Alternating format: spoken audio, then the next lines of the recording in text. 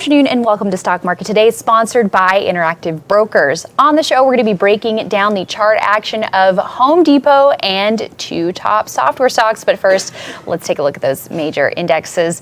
It's Alyssa Corum here with Ed Carson. And Ed, we saw a down day across the board. The NASDAQ finishing down about 0.7%. So selling into the close here, we're still below the moving averages. So I think still very much seeking true direction in the market. Yeah, I mean, it was actually sort of nice not having a big volatile day. That's true. We've had some gains, but we obviously have hit resistance around the 50-day line.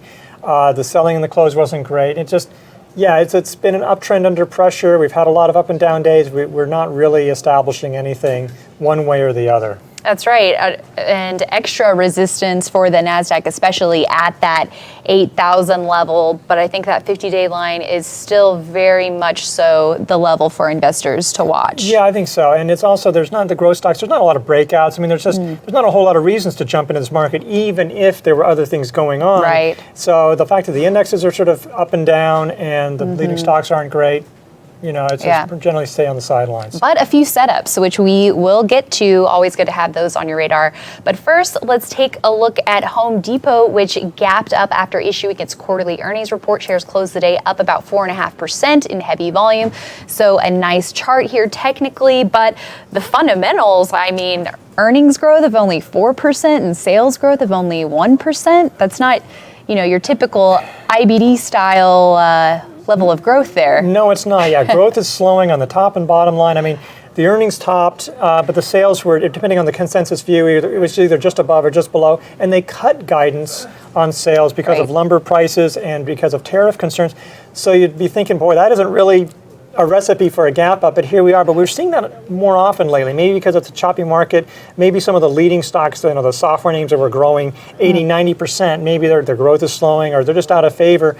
And seeing Dunkin' brands, Walmart, I mean, some of them are better than others, but it's not tremendous growth. And so it's a little, there's sort of a question, what will happen when the market really does take off? Will people just say, well, maybe I want to go into those faster growing names again? Right, yeah, that is a really big question. But we will definitely be keeping this on our radar as it appears there might be a little bit of sector rotation into these retail names. Yeah. All right, and now let's take a look at our two software stocks today, starting off with Coupa, which is setting up in a rare ascending base, and it's trading about 6% below a potential buy point. Now, when you look at this chart, very strong action here for Coupa and nice support at that 50-day line along its run. Yeah, if you look on a weekly chart, it's trading really tightly. So, it's an ascending base is actually like a series of three sort of shallow, pullbacks where each low is higher than the prior one. So it's ascending, which is why it gets its name. And it's acting well. The relative strength line is near highs.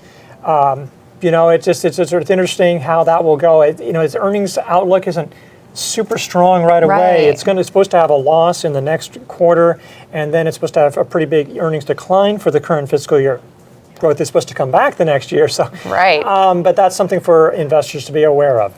Yeah, putting numbers to that, analysts expecting earnings down 40% for this year, but up almost 300% the following year. Yeah, so I guess you're looking ahead, on this one. Yeah, exactly. Well, we'll keep it on our radar, but let's also take a look at Paycom software, which tested a buy point today. It gained about 1.4%, and that relative strength line hitting a new high as it's trying to break out here, which we definitely like to see that RS line. Yeah, and that's a nice bullish sign showing how it's outperforming.